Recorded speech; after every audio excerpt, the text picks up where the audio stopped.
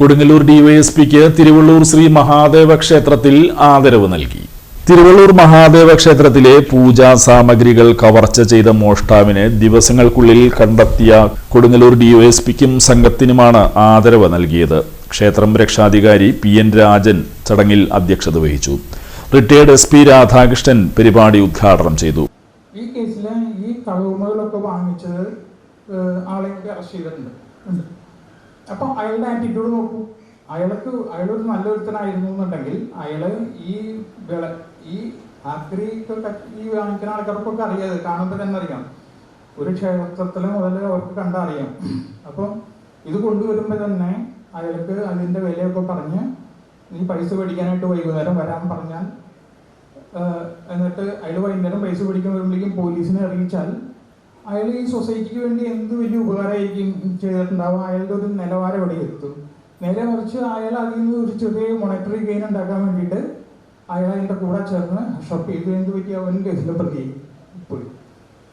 ഞാനിത് ഇത്രയും പറയാൻ കാരണം ഇപ്പം നമ്മുടെ നാട്ടിൽ ഈ തൂഫാൻ്റെയൊക്കെ ഭയങ്കരമായിട്ട് വരികയാണ്. അങ്ങനെ നമ്മളറിയാം നമ്മുടെ സൊസൈറ്റിയിൽ തന്നെ ഒരുപാട് പ്രശ്നങ്ങളുണ്ട്.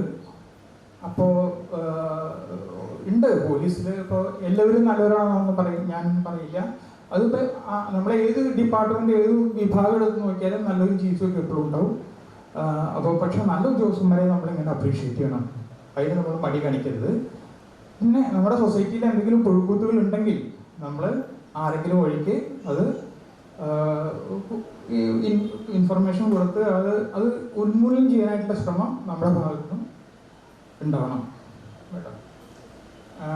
കൊടുങ്ങല്ലൂർ DYSP പ്രമോദിന്റെ നേതൃത്വത്തിലുള്ള 8-അംഗ സംഘം ക്ഷേത്ര സമിതിയുടെയും മാതൃസമിതിയുടെയും ആദരവ് ഏറ്റുവാങ്ങി. പ്രതിയെക്കുറിച്ചുള്ള സുപ്രധാന വിവരങ്ങൾ നൽകിയ നടുമുറി സുബ്രഹ്മണ്യനെ DYSP പൊന്നാട അണിയിച്ച് ആദരിച്ചു. വാർഡ് മെമ്പർമാരായ സന്തോഷ് പുത്തേഴത്ത്, മിനി തങ്കപ്പൻ എന്നിവർ സംസാരിച്ചു. ഷിമ്മി ഒല്ലാശ്ശേരി, റീന സഗീഷ്, ധന്യ ശെൽവകുമാർ, സുരേഷ് കോതോട്ടിൽ, വത്സൻ PV എന്നിവർ നേതൃത്വം നൽകി. സജീവൻ ചേട്ടനെ ക്ഷണിക്കുന്നു. അടുത്തത് നമ്മുടെ ബിജു CS സാറിനെ ക്ഷണിക്കുന്നു. അടുത്തത് പൊന്നാട അണിക്കുന്നതിനായി വത്സേട്ടനെ ക്ഷണിക്കുന്നു.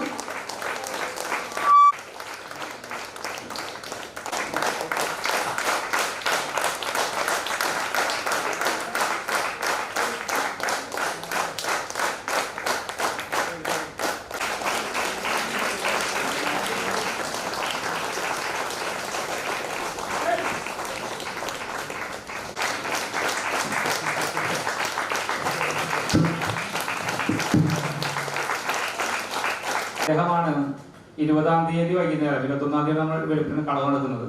20-ാം തീയതി വൈകുന്നേരം അപരിചിതനായിട്ടുള്ള ഈ മോഷ്ടാവ് ഈ ക്ഷേത്രത്തിന് ചുറ്റും നടക്കുന്നതും അതുപോലെ ഇവിടെ നടക്കുന്ന രാമായണ പ്രഭാഷണ സമയത്തൊക്കെ അദ്ദേഹം ഒരു അപരിചിതനെ പോലെ ഇവിടെ കറങ്ങി നടക്കുന്നത് കണ്ടിട്ട് പിറ്റേ ദിവസം രാവിലെ ഈ കളവ് നടന്നപ്പോൾ അദ്ദേഹം നമ്മളോട് പറയുണ്ടായി, ഇങ്ങനൊരു വ്യക്തി തൊപ്പിയൊക്കെ വെച്ച് ടീഷർട്ടൊക്കെ ഇട്ട ഒരാള് ഇതിലെ കുറെ നേരമായി നടക്കുന്നത് കണ്ടു, ഇവിടെ കണ്ടുപരിചയമുള്ള ആളല്ല, അദ്ദേഹത്തെ ഒന്ന് വാച്ച് ചെയ്താൽ നന്നായിരിക്കും എന്ന് തുപ്പച്ചേട്ടൻ നമ്മളോടൊരു അഭിപ്രായം പറഞ്ഞു. നേരത്തെ രാധാകൃഷ്ണൻ സാർ പറഞ്ഞ പോലെ ആ ലോറിക്കാരന്റെ ഒരു ഡ്യൂട്ടി ഇവിടെ നിർവഹിച്ചത് തുപ്പച്ചേട്ടനാണ്. അപ്പൊ തുപ്പച്ചേട്ടൻ പറഞ്ഞ സമയം കണക്കാക്കി നമ്മൾ 5:30 മണി മുതൽ ഉള്ള വീഡിയോ ക്ലിപ്സ് ഒക്കെ നമ്മൾ പല സ്ഥലങ്ങളിലും പോയി അന്വേഷിച്ചു.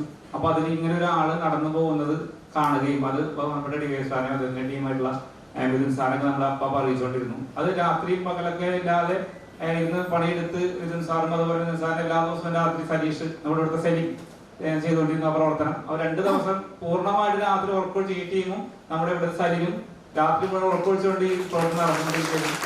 ഇതൊരു വർക്കാണ് നമ്മൾ പ്രവർത്തനം നടത്തിയത്. അതിന്റെ ഭാഗമായിട്ടാണ്